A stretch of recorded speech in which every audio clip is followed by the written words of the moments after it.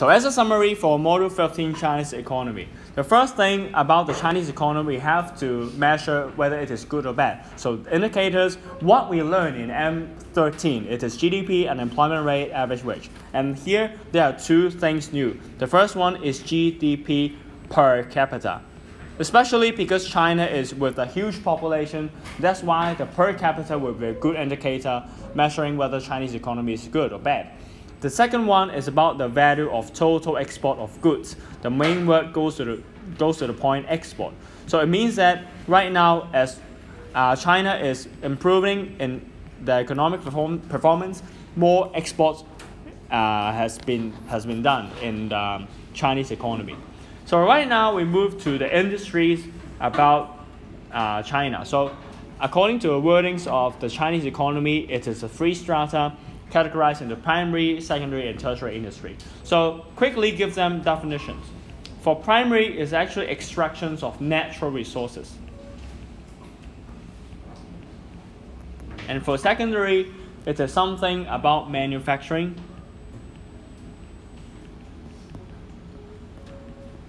And for tertiary, it's something about service. And one reminder, especially for China, mining, although it's something about natural resources, is categorized into the secondary industry. Okay? So mainly the three strata, according to the wordings in the textbook, it is interrelated. So rephrase again, it is interdependent.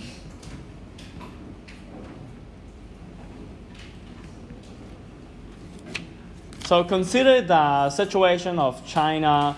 We discovered that among the three strata, tertiary industry is picked to develop. So we have to ask the reason why China developed tertiary industry. There are several reasons that why tertiary industry is picked. Okay. So the first point, recently for tertiary industry, it contributes only about 40% of the GDP. We use the word only. It means that there is the potential. Okay? And the second reason goes to the state policy. So recently there is a 13th five-year guideline, or chase back to 12th five-year guideline. There is an emphasis emphasizing that state policy welcome the development of service industry. That's why it is the tertiary service. Okay? The third point goes to the people's demand. It means that the people mainland will have improved financial situation and therefore they can consume more.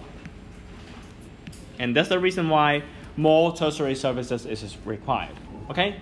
So right now we quickly move to key point 2 about secondary industry. So we have a category defining whether the secondary industry is light or heavy.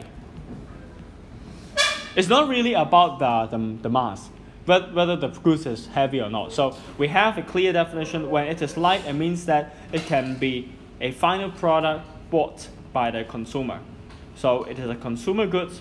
But while if it is a heavy industry, it is not consumer goods, it's a producer goods. So it may be a semi-product that it can be produced into other consumer goods. So during the process, it will be a heavy industry. And finally, it will become a light product, a light industry. Okay? So both is emphasized by China at the same time. And that's the reason why there is a saying that China is a world factory producing light and heavy industry. So one thing remind that right now China is not only strong at low technology product, including high tech. China is improving and providing high tech goods as well. Okay, so this is the major summary for the whole entire module. Indicators, industries, something good for tertiary industry, and the more detailed information about secondary industry.